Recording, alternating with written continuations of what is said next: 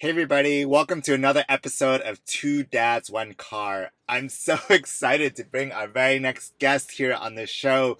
He's someone I met during the first year of law school at a dinner actually, and we've kept in touch ever since.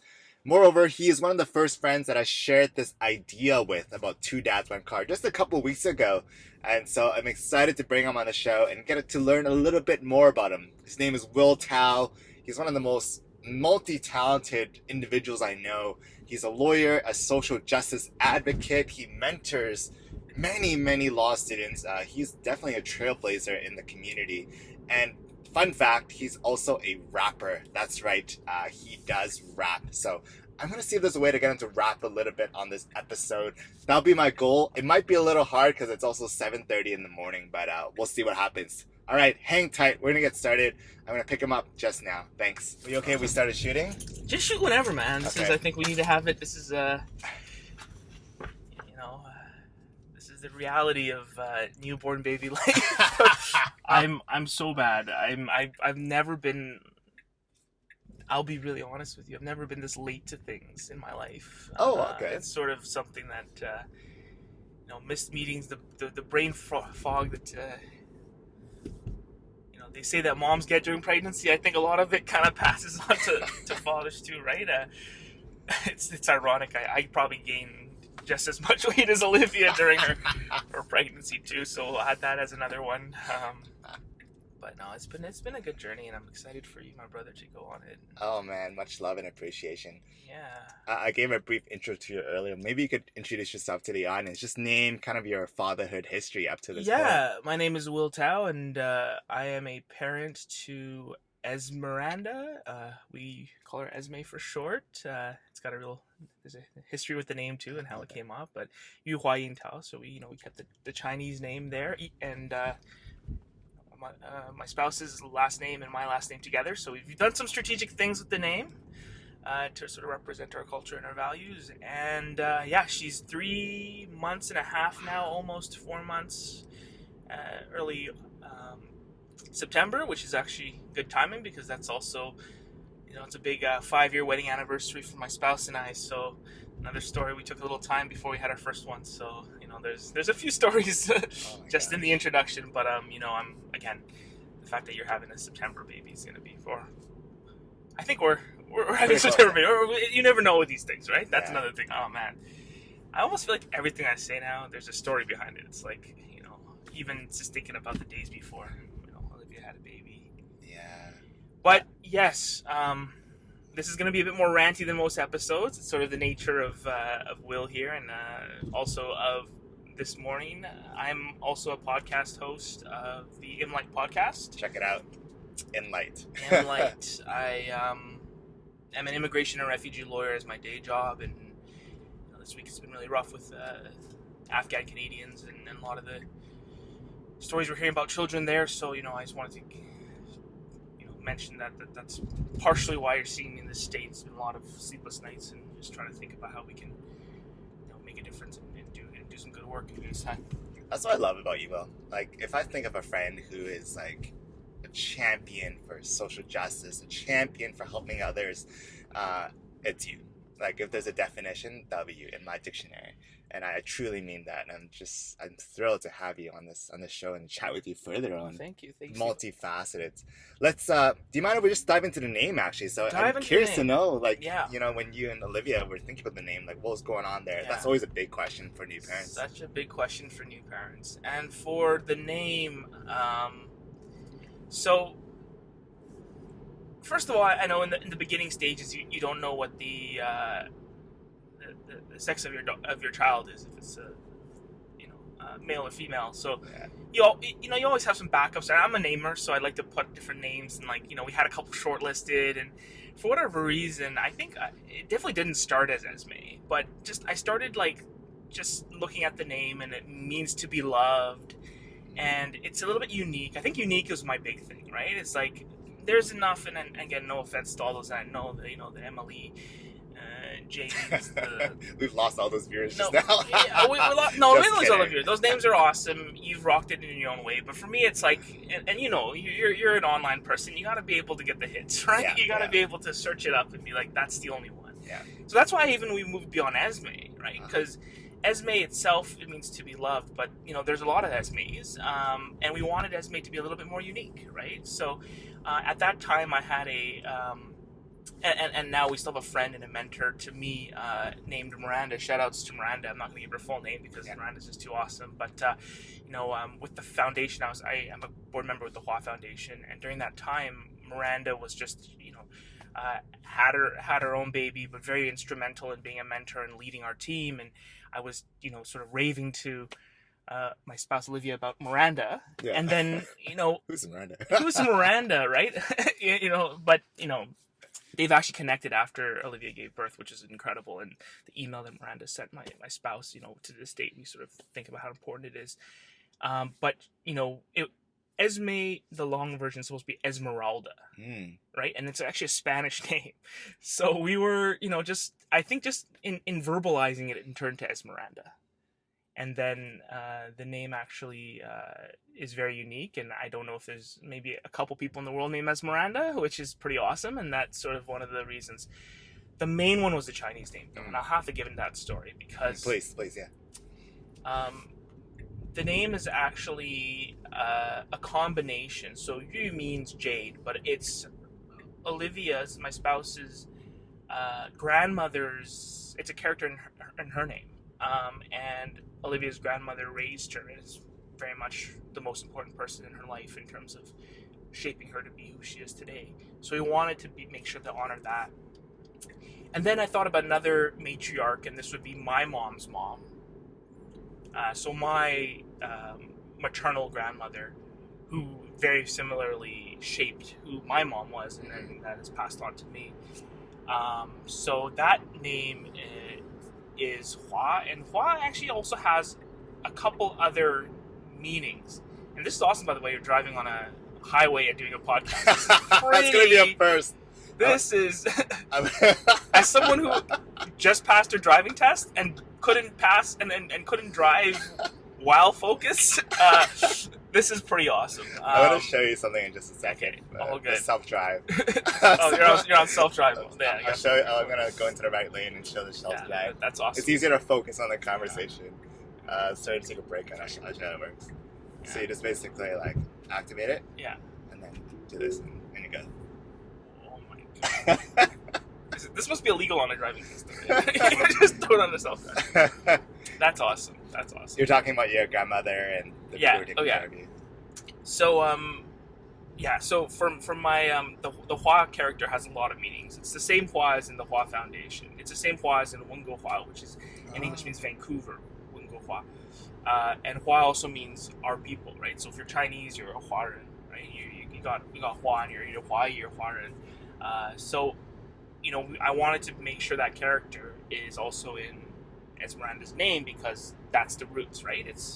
And I know you've been doing a lot of digging into your Cantonese and your Vietnamese roots, but that for me is you got to have that in the name. So, and combined, the two words Yu Hua actually mean most precious jade. Wow. So it actually combines and it's actually a word. So it kind of all came together, but those things take months. It's not just something you just wake up one day and you're like, yeah, let's give inspiration his name. So hopefully, I don't know what your baby's name yet is.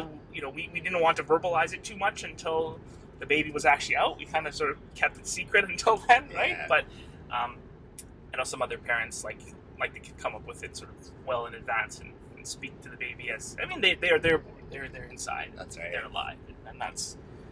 Oh man, I'm so excited for you. Guilty truth. My wife Michelle and I are big planners, so we actually had the name 2 years ago. Oh. And we have the name for the next 1 or 2 already in the sheets already. So wow. Things that we talk about during our road trips. That's incredible. So I've only made it to 1, and I also have this 2 to 3 plan, but I don't know. I'm a huge planner, but you can't really plan for some of the things with a newborn baby, and you gotta really play it by ear with with your spouse and how that happens, because their plans change, right? That's I'm sure with COVID we all know that now, but that it's an experience, man. This, with a baby, you kind of have to just be patient with day by day and sort of get through the tough mental health challenges that has and that impacts, and you know, it totally changes your life and your priorities. And for individuals who, you know, maybe for the first few years of the relationship or marriage you had a 1A and 1B, maybe it was your career, maybe it was another passion of yours, and I know you have many passions. Once you have a baby, all of that kind of gets reordered right away, and it has a huge impact on both of you. And I know I tried to hold on to some of the things. I started a firm at my law firm at the same time. Oh my gosh. Because I mean, I did it because of the kid, right? I was like, I'm having a kid. Yeah. I want a legacy piece. Oh, I don't want to be anybody else's employee for the rest of my life. This is going to be, you know, a firm that I want the power down the road if my kid is in high school and needs internship hours to be like, here's a piece for you, and here, and join us, and we're doing good work. But doing that at the same time as having a kid, I mean, those clash every single day, right? One of the points, and thank you for sharing that, and one of the points of the show is to really explore the unspoken truths or the hidden truths about fatherhood. And you mentioned mental health, and you mentioned that stressor. Maybe you could walk us through that, and what was that journey like, and how did you guys kind of navigate through? I mean, I'm seeing your advocacy with Beyond the A, Beyond the Anxiety, and watching that go through. I mean, it's not the first time. You know, I've spoken about this publicly. I've had anxiety since I was a kid, likely. The whole undiagnosed side of things probably ran in the family. So, of course, like the anxiety around the whole thing coming up and the event. And it is a huge event, right? It is much like losing someone, gaining someone is that same kind of experience, right? It's out of body. You know, if you already have anxiety, those other things, it like totally triggers it, right? And then, you know, the other mental health challenge is just, I think, you know, your ability to focus, right? Like when you're at work, or when it's just your spouse and you're in your office, you know, it's just away from it all.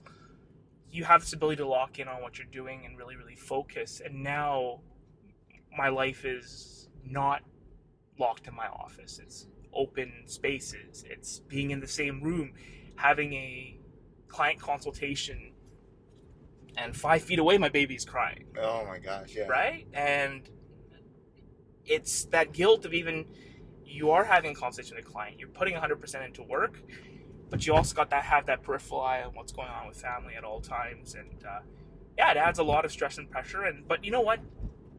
Without centering myself, this is the hardest part on spouses. That, like, we think it's difficult. It's a million times more difficult for your spouse. Yeah. So you'll go through trends of like this immediate phase of happiness when the baby's born, and learning to the struggle of like breastfeeding and how much pressure you feel to actually produce for your baby, to then the next steps of exhaustion, right? Because as a mother, you know, you can only last on so little sleep and that excitement of a new baby for so long before you crash. And if the mother's crashing, who's going to be there for the kid, right? And more, and especially during these COVID days, you may not have grandparents. You may not have other family members who are able to help. So that's important for you as the partner to step in a serious way, either cooking a really good meal, but making sure all the food is there, making sure your baby is held, making sure mom gets a couple hours here and there of sleep. But it's difficult. I mean, I can't say it's been easy. Yeah. The last little bit, but you know what? I think that we have a really unique communication, my spouse and I, and we, you know, we don't hold anything back from each other, and especially her. And it's, for her, it's cultural. Like, that's the community she comes from. She's from Chongqing, and those people there are like, they're straightforward to the point. That's right. great. Yeah. So if there's anything, I'm getting called out that second. And yeah, it's that, man. And you know what? 95% she's right.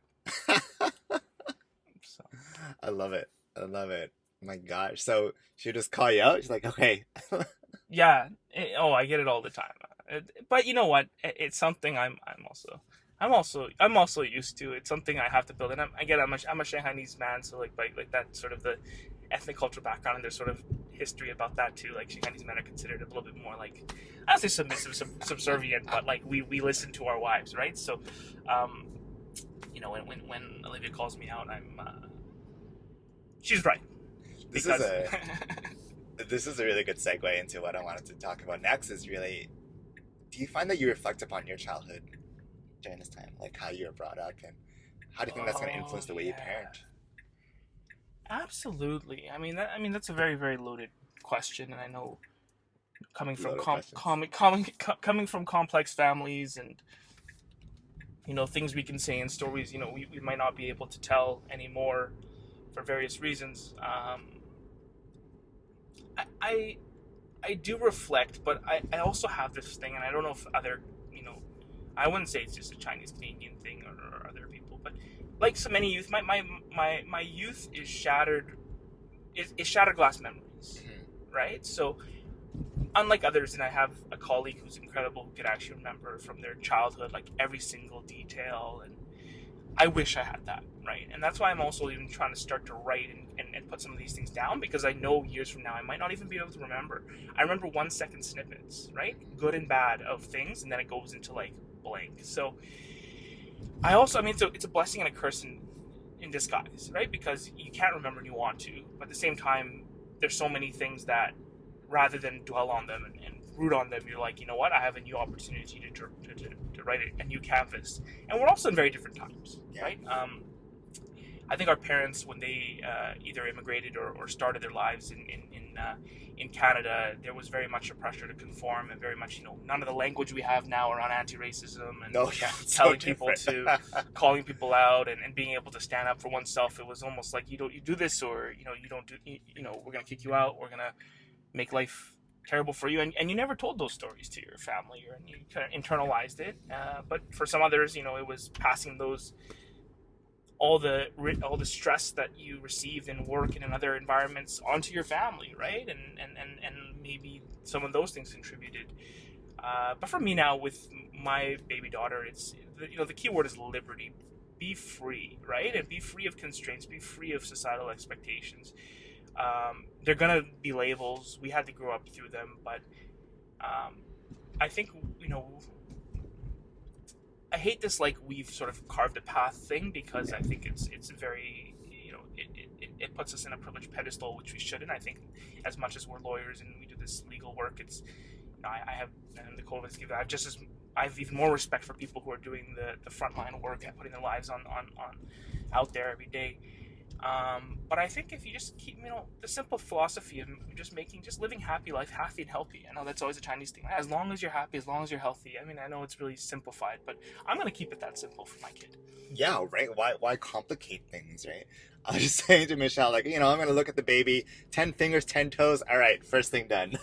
Yeah, and most important thing done, all right? 10 fingers, 10 toes, and do the whole vision check and all the stuff. And then again, even if something is goes wrong, there are amazing stories. I mean, I've been inspired by those who had to overcome adversity and things that are not perfect to carve really happy lives. And you know what? I think again we can't apply societal judgment on these things, and just because they're prejudiced and disadvantaged in other areas that we contribute in that. I think it's up for us to champion whatever your kids like, champion that, right? And but we're still early in the phases. The baby's personality is still still developing. Apparently, babies' personalities change every few months, and I've already seen that, right, from like super crybaby to now like, oh, they're super calm for a few days, and we're actually able to like really enjoy these few days. So you know what, we'll take it a step at a time, early in the process. I love it. Thanks for sharing that, Will. That's so insightful, so profound, and I love what you said about societal labels. Right, I think that starts in the very beginning. I get the sense when I started this journey, maybe it's just me, but there's always this sense of worry and fear at every step of the journey. And I'm like, guys, if we approach pregnancy from a place of worry and fear, like it's just gonna be a constant fear and worry mindset. And I see that in my mother, like every since always something to worry about. And how do we Yeah, break away from that, or should we? yeah, yeah. I mean, the one thing to say though, and I'll have to call them out too, is like the whole industry, and I think I talked to you about this before, but the the whole, what is it called now? The not mater, what's the Baby industry? prenatal, yeah, the prenatal industry, baby industry of the the films and videos to pretty much scare the heck out of you, Yeah. right? you know, all those things. I mean, I understand there's a huge industry, and we're paying lots of money for these courses and like watching it all. But you know, half the stuff, once you actually have a baby, you can't control that stuff, right? If your baby likes to sleep on their side, they're not going to just suddenly go flat because some video said that, right? Like, and I got that, and I slept on my side as a baby. Some of these things are just like also genetic, that like things are going to happen a certain way, right? So I think, you know, those videos also play a huge stressor, and also like they're frankly not culturally aligned with many things that, you know, our own parents have. So then one of the classes, I don't know if you're going to experience it, because I think, you know, you have a very tight relationship with your mom, who's probably going to play a big role in the baby's upbringing, I think. So, you know, so many things that we were doing, we're like, yo, mom, you can't do that. Like, the video said you can't do that. And mom's like, I did that with you. I did that with your sister. All of you are perfect. Like, what am I doing wrong, right? And there's so many of those little things. So many of those, like, the way they did and the way it's done now. And some of them have changed, and, you know, things that were considered normal then are wrong now, right? For example, side sleeping, just to give another example, like they taught that in the hospital when I was born. Apparently, my mom was like, they even told me how to put the cushion next to the, you know, the back to make sure, you know. And now it's like you can't have anything in the crib. Yeah. Over 30 years, they've changed the, you know, the recommendations, right? But you know, those things. I think that you want to listen to as much advice as possible to get yourself informed, but at the end of the day, you have to try to get to know your baby well, and as long as they're safe and you monitor them, don't be worried of every single little thing, because you're going to worry yourself to be an ineffective parent, I think. Well, if there's like one last thing you could say to yourself right before your child appeared in the world, what would you say to yourself? So I was able to do a lot of things and try and accomplish a lot of things before my baby was born, which I'm kind of proud of. Starting my own business and choosing intentionally to work from home and be there for my child. And I know it's a huge privilege and a blessing to be able to work virtually at this time and be there like that. But I still think, you know, going into it, I don't think I realized how much I need to, or I should be in my baby's life on a day-to-day basis. And I would have told myself, listen, your business that you're running right now, don't even think about expanding it for a year or two. Focus on the baby for a year or two. Unfortunately, things were there when I decided to do both at the same time, and now it's often clashing. But just don't underestimate the time you need as a father to be there for your spouse and for your baby in the early days. And I think that, you know, speaking with me, you get someone who's just fresh out of it, right? Okay. Who, you know, I'm sure if I had this conversation in a couple of years, I might even tell you a different story because I'll forget, or, you know, it'll transform. But I'm telling you very rawly, like, right now is the best time to put all your focus and energy into your baby. This is the few months of the beginning when both your spouse and your child really need you, and throwing everything into that, treating it like a full-time job, you're gonna love it, and it's gonna be really rewarding. So yeah. Oh man, went straight to the heart, Will. This went straight to the heart. Oh, what a blessing. Honestly, I'm so grateful to have you. Thank you. Thanks. Share these stories. It's awesome, but you're gonna make an incredible father, and I think, you know, again, another girl father. We look forward to having our babies meet each other and hang out, and I think they'll be an incredible influence on each other. Maybe future faculty executives back in the future. But again, whatever they want to do, I think it's just going to be incredible having good uncles and aunties and good sisters and brothers, you know, to be friends with. And I'm grateful we built this small community of girl fathers here. It'll be nice. I love it. And on that note, thank you all for watching. Thank you all for listening. You can follow us on Apple Podcasts, on Spotify, and YouTube. I'll put Will's links on the show notes. Follow his podcast.